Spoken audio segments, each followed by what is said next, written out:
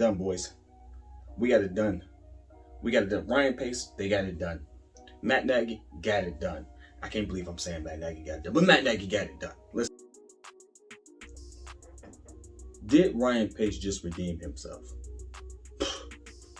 Let's talk about it. Listen, if you haven't been living under a rock, you know that we just pulled off what I feel is a fleece, because we flopped out the 11th, the 20th pick for the 11th.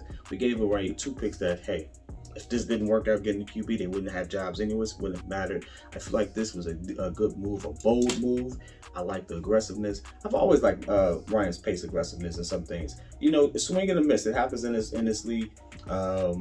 You know, GMs, you know, they take on certain risks. They have to. That's their job. You never know how a player is going to end up, whether it's injuries or how they, you know, get acclimated to whatever system they're in.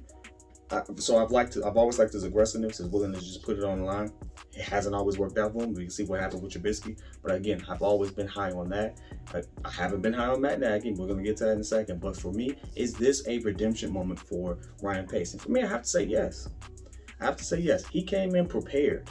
If you listen to any of the post talk, he had not 1, not 2, but 3 plans. He had 3 plans to make sure he got something done that will benefit his ball club. And you know what? I love it.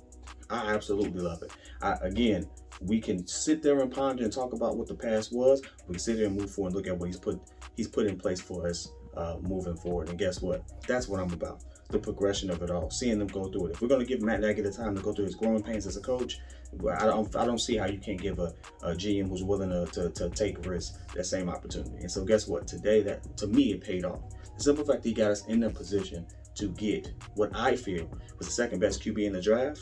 Please, easy money, easy money, easy money. But now here comes the challenge.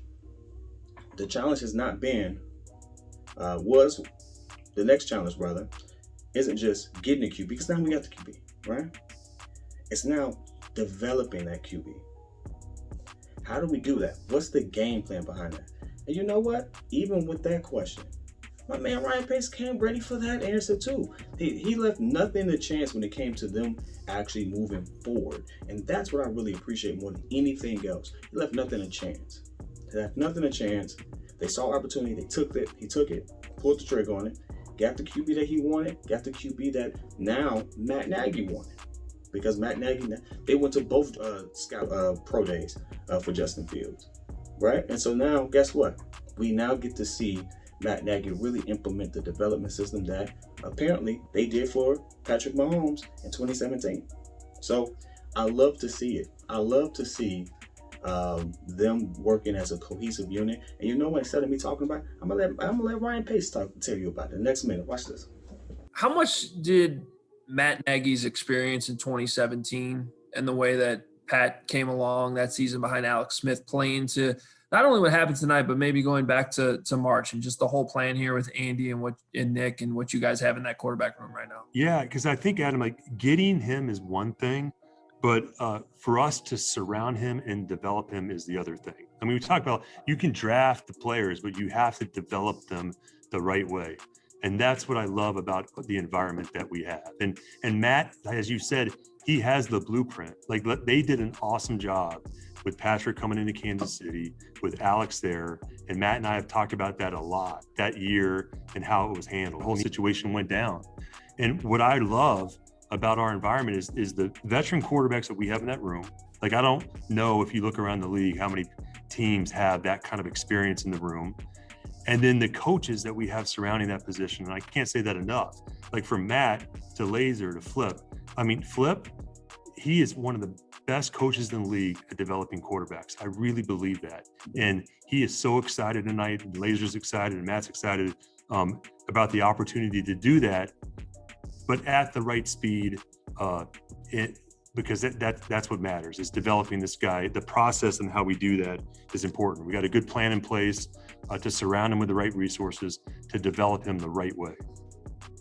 Now, another thing I like about what they have, and one I like his confidence in the coaching room that they have, with the talent they have there, the different levels of experience that they have there. I like what he's saying there.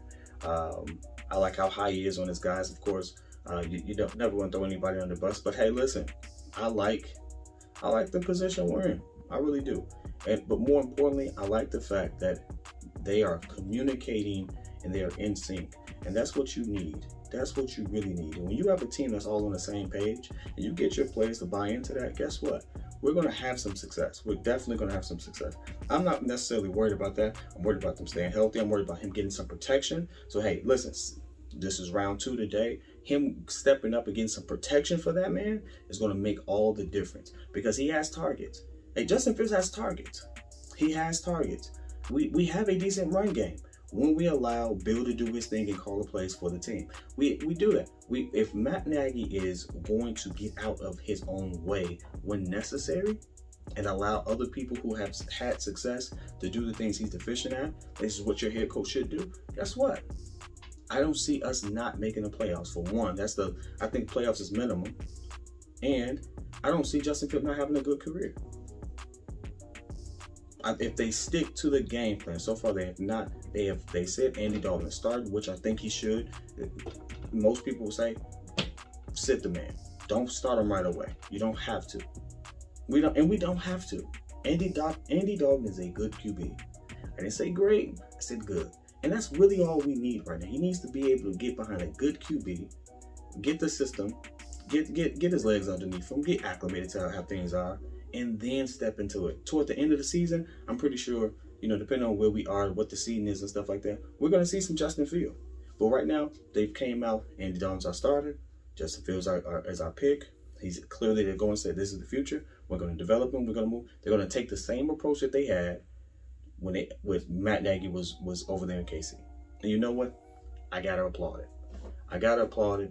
And if Matt Nagy now has the opportunity to show me what he can do with the QB of his choosing and what that looks like, guess what?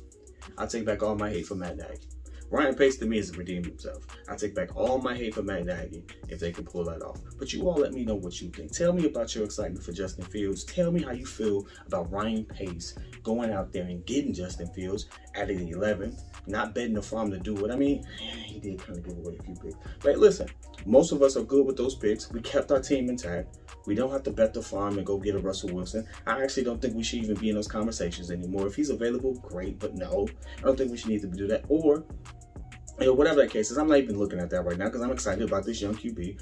Listen, we don't need to do all of that right now. We can stand back and build for the future without having to give it away, defense and stuff like that. We can do it the right way. So you all let me know how you feel about it. We will be calling the second round tonight.